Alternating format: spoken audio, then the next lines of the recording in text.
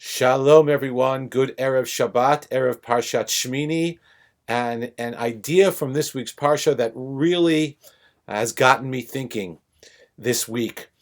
This week's Torah reading includes a number of rules governing how a Kohen is allowed to enter into the Mishkan or the Beit HaMikdash. And specifically, the Torah teaches that the Kohen is not allowed to enter with unkempt hair or with torn clothing. And I was surprised to see that according to the Sefer HaChinuch, the reason for this prohibition is because long hair and torn clothing connote mourning, right? When we mourn, we don't cut our hair, we don't shave. When we mourn, we have a tear in our clothing.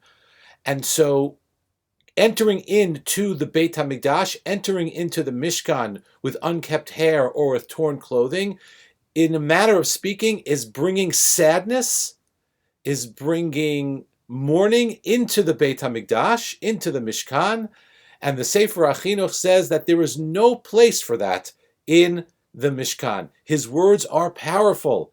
Ein ra'ui lavo el Beit Malchut rak derech sason v'simcha. It is only fitting to come into the house of the king in a manner of gladness and joy. V'lo derech evel v'tzar, and not in a manner of mourning and distress. Isn't that incredible? That when we come into God's house, we are only allowed to we must come ourselves in a sense of joy and a sense of gladness. Now, it's an uplifting idea, but it's also a bit unexpected, right? We come into God's house, it's a place of awe, maybe even a place of fear. The Mishkan, the Beit HaMikdash, was a place where God's presence was palpable. Of course, God's presence is everywhere, but the Mishkan, the Beit HaMikdash, were built specifically so that we would feel God's presence in a very direct way. And yet, even though we may be feeling that awe, we are obligated to come in, again, in the language of the Sefer HaChinuch, with sason and simcha, with joy and gladness.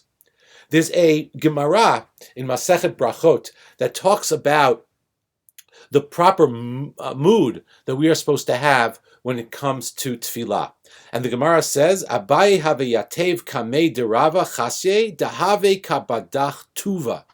Abaye was sitting before his teacher Rava, and Rava saw that he was exceedingly joyful. Amar v'gilu biradaktiv. He said to Abaye, it is written that we are supposed to rejoice with trembling, that when we are in God's presence, there has to be the sense of trembling. And so his response was, Amar le anna tefillin minachta. I am wearing my tefillin. And the Maharal here explains exactly what his response is. What does Abaye mean when he said, I'm wearing my tefillin? And so here the Maharal says that the tefillin provide the combination that exists in the Mishkan that I just explained, that the Sefer HaChinuch talks about. On the one hand, tefillin have a sobering effect. They remind us of God's presence. On the other hand, being able to do the mitzvah brings us great joy. Tefillin is a type of mitzvah that brings with it both, like the Mishkan does, the ability to experience God with awe and with joy. So this answers the question that we started out with. It's true, yes, the Beit HaMikdash is a place of awe, maybe even fear, but it also breeds and prompts joy. So this approach raised an important question in my mind.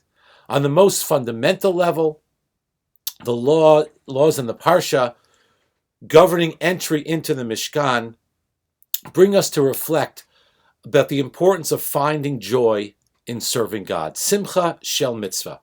And it made me ask myself, do I find joy in the mitzvot? Does approaching God bring me happiness, bring me simcha? And if it doesn't, why not? There's this amazing story in Masechet Brachot talking about a particular rabbi that on a day that he was somech geula letfilah, the obligation to start the Amidah right after we say the bracha of Gaal Yisrael, that he did that, and the Gemara says, "V'lo pisek chucha mipume kule yoma. How about that? The entire day, the smile did not leave his face. Simply by being able to say the bracha of Gaal Yisrael and say the Amidah right afterwards, which is an obligation, which is a mitzvah, he couldn't stop smiling the entire day. And so I wonder, do I have that connection to mitzvot that doing them bring me joy? And on a more complex level, it focused me on this idea of the combination of awe and joy, and reminded me that religious life, indeed all of life, is complex. When we daven, for example, we are obligated to hold both of these ideas in our mind: the awe of standing before God and the joy and privilege of doing the same. And I wonder if this is good training for life in general. In life, we often focus on the emotion that is most prevalent.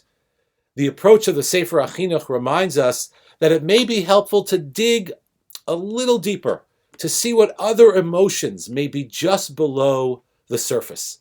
Doing so gives us a fuller picture of our life and a greater understanding of how we're feeling. The specific idea expressed, of course, we come back to the fundamental idea, is that we should bring joy to our sacred places.